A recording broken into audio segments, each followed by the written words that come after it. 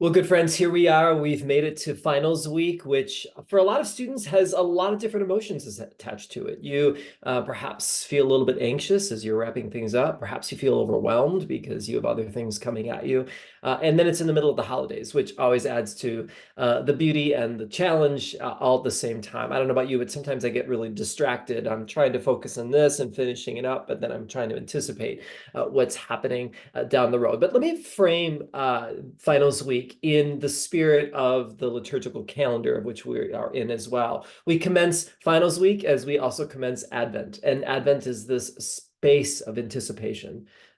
We are waiting with vigilance for the resurrection to actually come to fruition, where God is putting the world back together, where we get to partner with God in making this world a better place. And I think that framing is really important because I think sometimes with finals week, we can sort of get into that mode of, well, I just need to wrap this up. Well, I just need to get it in. I just need to get the work done and that type of thing. And we miss the opportunity to recognize of something that I've been trying to tell you, I hope throughout this quarter, that your work matters, that your writing matters, that your thinking advocates for young people, and it supports volunteers, and it helps your congregations, and it makes a difference in the work that you do. And if you think about all of us together in the almost 40 different contexts that are represented in our class, think of the people and the community and the young people that we advocate for simply by leaning in to this very moment, this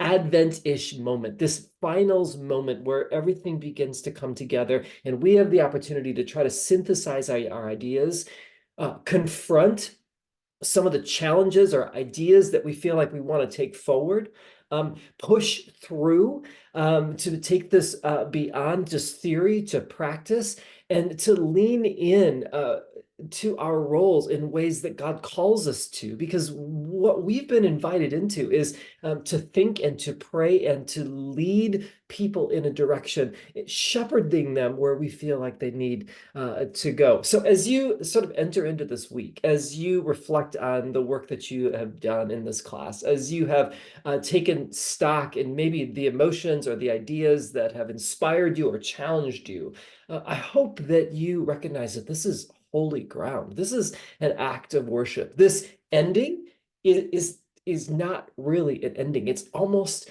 like a beginning. And Rachel and I are here for you. We are cheering you on. We are excited about the things that we've got to learn about you, about your writing, about your thinking, the interactions that we've had or through Zoom or through email or even phone calls. And some of you have even had a chance to visit. These things are inspiring, and it's really, really important to us. So as you finish up this finals week, there's three things that I need you to do. Very, very practical. Number one, I really want you to do the fuller student evaluation form. That is something that's, I don't know, it's kind of like TripAdvisor or something that you put on Yelp in some sort of ways. I don't mean to make it trite, but I do think it really is important to hear from your feedback and to do that along the way. And I hope that you understand I've tried really hard and modeled to you this quarter a promptness in getting back to you, a thoughtfulness in feedback to you, an availability to you. And I hope you've felt served well and supported by Rachel and me this quarter. So if you could fill that out, that'd be really, really great. Doesn't take you very long, and that's just something that is really helpful to us. Secondly, there is a reading report that you need to do. There's no guilt or shame associated with that. It's just sort of a way for me to know how you did with regards to the readings, and I want to give you credit for the work that you do. So if you could just do that, that would be really, really great. And then the third thing is obviously your paper, and you'll be submitting that in the link here as well. Make sure you do that. If you've got any questions, let me know. I really want you to, if you can, really get this in on time, simply because I want you to have a break. That's what's really, really important. So things come up, you may need to talk to me. That's fine. I don't want anybody to feel guilt or shame, but I also know that it's really, really great if you can wrap things up for the quarter so that you can unplug and that you can turn your attention toward the rest of the Advent season and the well-deserved break that you deserve. So I hope you can do those things and that they are clear for you. Please reach out if there's anything that Rachel and I can do for you. And again, it's just been a privilege and an honor to work with you this quarter over these months.